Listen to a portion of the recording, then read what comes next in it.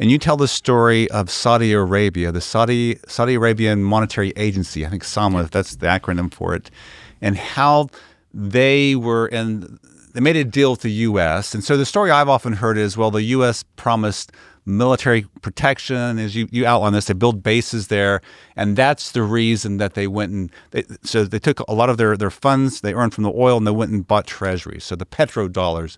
But you also note in your book there really wasn't many other alternatives. They had, in some sense, to go buy Treasuries because the volume was so big, the amount of funding that was coming into them, they had to recycle somewhere.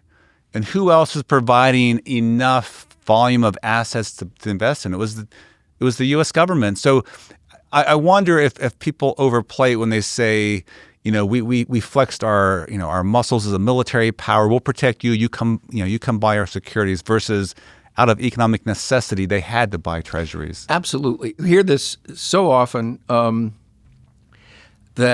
particularly you hear it from the crypto people, that the petrodollar system was this very cynical bargain between the United States and Saudi Arabia.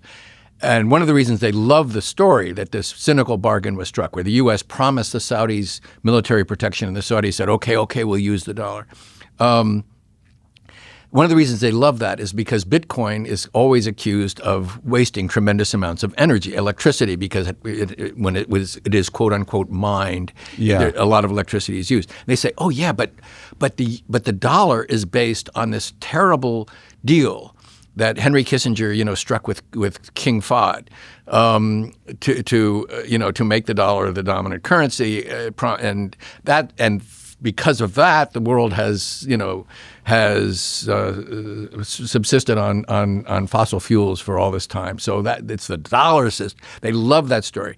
So I came across this memoir written by David Mulford, who had been who later became Undersecretary of the Treasury. But at that time, he was this young investment banker in the 70s who was sent to Saudi Arabia by his firm, White Weld, to advise the Saudis on how to manage this huge amount of money that was pouring in, because the price of oil had gone from basically $3 a barrel to about $11 a barrel after the conflict between Israel and its Arab neighbors. And so it was very difficult for them, first of all, even to just communicate with anyone who might be able to sell them foreign assets that they could invest in. And I think, but the most important point he makes is that first of all, the oil was priced in dollars. But I've seen figures like at least 75% of the oil was priced in dollars at that time, because the dollar had been the dominant currency ever since Bretton Woods.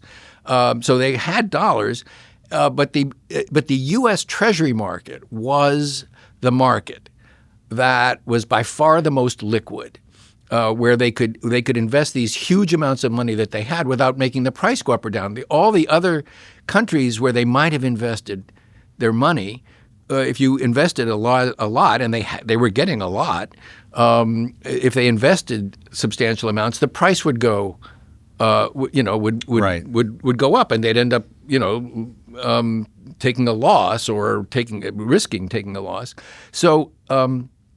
This to me, I love this story, partly because, to be honest, partly because it rebuts the Bitcoiners' argument. Yeah. I loved it for that reason. But the main thing it shows is how important liquidity of the U.S. Treasury market is in dollar dominance. It's a very it's an very early example of how, when the dollar became this fiat currency, floating up and down, according to forces of supply and demand, no more gold backing it, but it still remained dominant because of the liquidity of the market for the most important asset, and certainly the most important dollar-denominated asset, U.S. Treasury bonds.